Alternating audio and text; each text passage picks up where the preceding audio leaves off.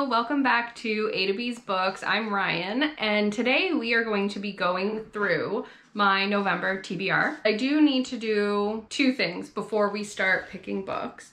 First is I don't always do awesome with TBRs. I'm a mood reader and I like to be able to pick books based off of my mood. So what I thought I could do is I would pick 8 books, not necessarily with like the intention of absolutely crushing all of them. I know that that's not realistic, and I don't think that it would suit me to kind of force myself and pigeonhole myself into these 8 books. So that's why I've kind of decided on this arbitrary number of 8. Another reason why I'm not really putting pressure on myself to absolutely read every single one of these books in the month of November is because I genuinely don't read as much as other people or other bookish people. I'm a slower reader, and I also don't dedicate as much time to it because frankly, I have a horrible attention span and sometimes I'm not in the mood for it. Another note for kind of the way that I've set out the way I'm going to be picking the books for my November TBR is I have about 60 books on my bookshelves that I own and have yet to read. And a big goal for this year, as well as moving forward into next year, is to reduce that number. So when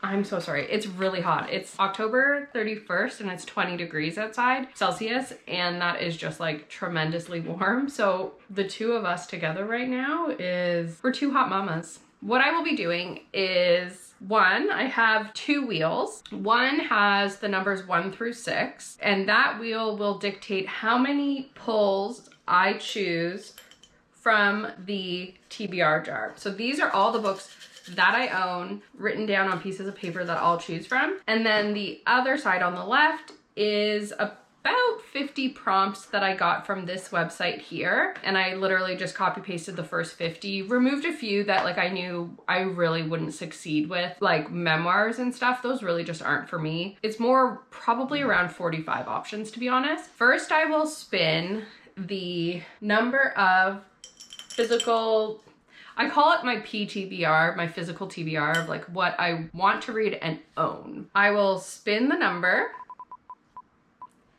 and I got 3. So with 3 picks, I will pick my 3 books. I think I might just kind of do it like tarot card style, where whatever falls out is what I'll pick. So the first one is, you're not even gonna believe it, Bunny. That's really exciting because that's creepy actually. I really wanted to read Bunny in October. I didn't get a chance, but I just feel like it's the perfect vibe. So Bunny it is. That is so exciting. Oh, there we go. Next is The Time of Contempt. So the way that I'm gonna do this is in the Witcher series. So whenever I pull something from the series, because I realized I was putting books in that are like book number 5 in a series where I've only read book number 1. So this just means I'll go in that series and pick the next book on the list that I need to read. So this will be book number 1 of the Witcher series. And last but not least, 2 came out, but I'll take the one that went on. Oh, actually 3 came out. Holy smokes. Okay. Sense and Sensibility by Jane Austen. Okay, perfect. So let me pull those from my shelves. So I have gone ahead and grabbed the 3 books that I pulled from the TBR jar. We have Bunny by Mona Awad, Blood Elves by Andrzej Sapkowski. I apologize if I've said that incorrectly. And then Sense and Sensibility by Jane Austen. You might notice these little tags. That's how I physically mark on my shelves books that I have and have not read. It was a way to incentivize myself to read more books that I owned, so I could kind of like take that off and have less books with all these marks on them. It didn't work. So here's to another attempt at reading books on my shelves. 2 other books that will be on my November TBR are books that I'm carrying over from October. And the first one is When the World Went Silent by Donna Jones Allward. I'm just recently started it. I think I'm only like 60 pages in. 84, actually. Huzzah. And this is a novel of the 1917 explosion in Halifax. So far, It's very good and I'm very much enjoying it, despite the fact that it's a very heavy book because you know what's coming for these characters. And despite being so early in, I do feel a strong connection to the characters already. It really pulls on your heartstrings a lot, knowing kind of what's coming for them. And then just in general, thinking about like the real people that had to live through this tragedy. I will be reading this on the vlog that will be coming out next. I will be doing a little kind of history dive into the 1917 Halifax explosion. So if you're interested, look out for that one. And then the other book that I'm going to be carrying over from October is Velvet Was the Night by Sylvia Moreno Garcia. And I'm currently 61% through that on audiobook through Libby. I'm very much enjoying it. It's going very quickly. While I do find the characters challenging to root for, I still like them. You know, they're complicated characters that have good and bad about them, which I think is realistic. In that sense, I think it's really good so far that these characters have depth. That equals 5 books so far. And I now have 3 more books to choose from. To choose those 3 books, I will be doing a spinner wheel, the spinner wheel of prompts that I showed earlier. My goal for that is if I own a book that fits that prompt, that is number 1. And then if I don't own anything that could fit the prompt, it just means that I'll either try and borrow the book from the library, buy it on Kindle, or buy it physically, depending on whatever book it is. Because some books I prefer to just get on my Kindle and others I prefer to keep and have on my bookshelf like trophies. So let's spin the wheel and see what we get.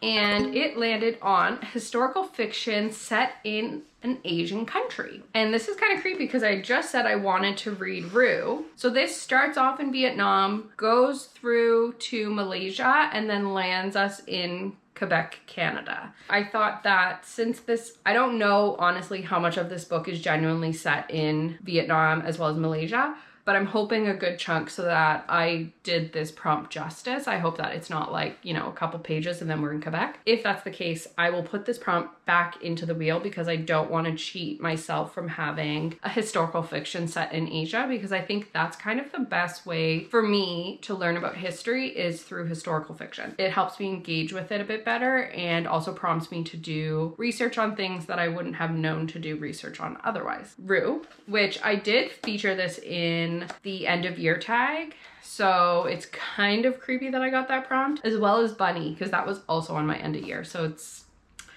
all working too well for me right now. Okay, so my second book on the spinner wheel is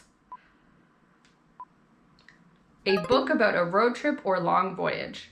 I was going through Storygraph. It clicked for me that I have On the Road by Jack Kerouac. This was when I was in my era of wanting to buy books that are like classics, I guess. I don't know if this is technically a classic, but you know those types of books where it's like you have to read them. Oh, and it's like a floppy one. That's lovely. I'm fairly certain I watched no, that's Into the Wild. I'm thinking of Into the Wild.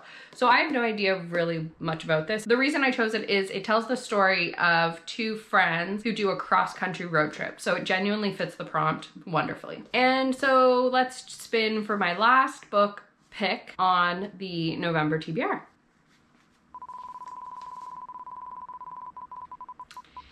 And it landed on a book set in fall or autumn. Again, super creepy that this worked out so well because it's literally fall or autumn. And I did go through all the books that I own and I don't have anything. So what I thought I would read is The Cinnamon Bun Bookstore. It is the second book in the Dream Harbor series. The first book is The Pumpkin Spice Cafe, which I didn't like that much, but I knew I wanted to revisit Dream Harbor just for the vibes. And I think that it will be a perfect palette because a lot of these books are kind of heavy hitters. None of them are just silly, goofy times. So I think that it will lend itself to be a really great palette cleanser for me. So these are the 6 physical books that I will try to get through in November, as well as the Cinnamon Bun Bookstore and Velvet Was the Night. The crazy thing is, I thought that doing it this way, I would run into books that I was ready to unhaul in the sense that I was going to give myself permission that if I started it, didn't like it, I can unhaul it. But I genuinely want to read all of these books. Obviously, I've started this one. I'm really excited. I'm giving myself grace to not feel pressure to genuinely get through all of this and just kind of pick what I'm feeling based on my mood when I'm open for a new book. But I want to read all of these, so that's very exciting. I know people call their TBRs piles of possibilities, and I genuinely think this is a great pile of possibility. Thanks so much for joining me on my November TBR. I had a lot of fun picking these books, and I'm really excited and feel very motivated to read